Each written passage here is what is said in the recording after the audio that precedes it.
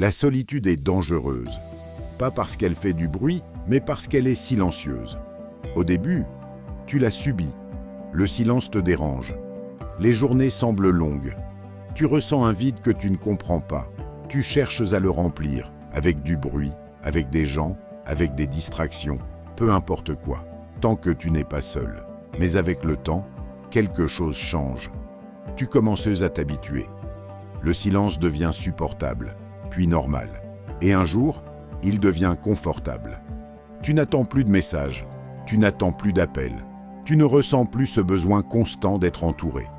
Tu commences à observer, à réfléchir, à comprendre. Tu réalises que beaucoup de relations ne sont pas profondes. Elles sont là pour remplir le vide, pas pour créer une vraie connexion. Tu vois les conversations inutiles, les faux sourires, les relations basées sur l'intérêt ou l'habitude. Et pour la première fois, tu prends du recul. Tu respires mieux.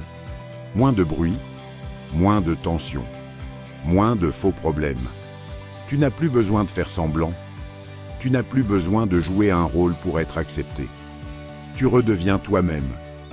Et cette sensation, elle est rare. Elle est puissante. Elle est apaisante. Et c'est exactement là que commence le vrai piège. Parce que cette paix, elle devient addictive. Tu préfères être seul plutôt que mal entouré. Tu préfères ton calme au chaos des autres.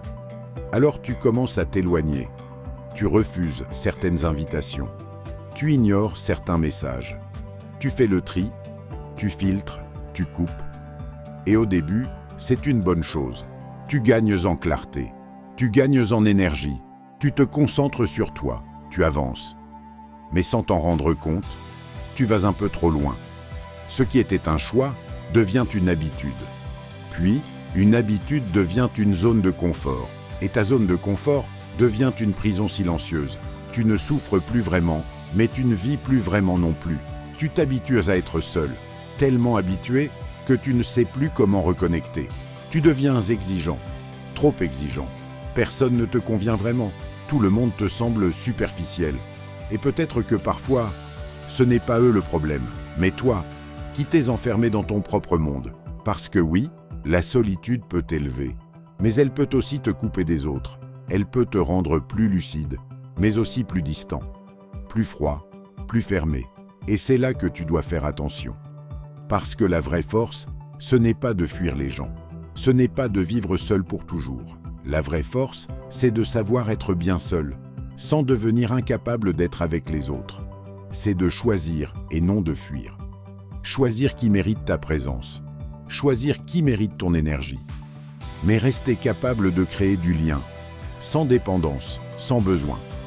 Juste avec justesse. Parce qu'au fond, tu n'as pas besoin de tout le monde, mais tu n'es pas fait pour être seul toute ta vie. La solitude est un outil, pas une destination. Alors, apprends à l'utiliser, sans te perdre dedans. Apprends à être seul, sans oublier comment être humain.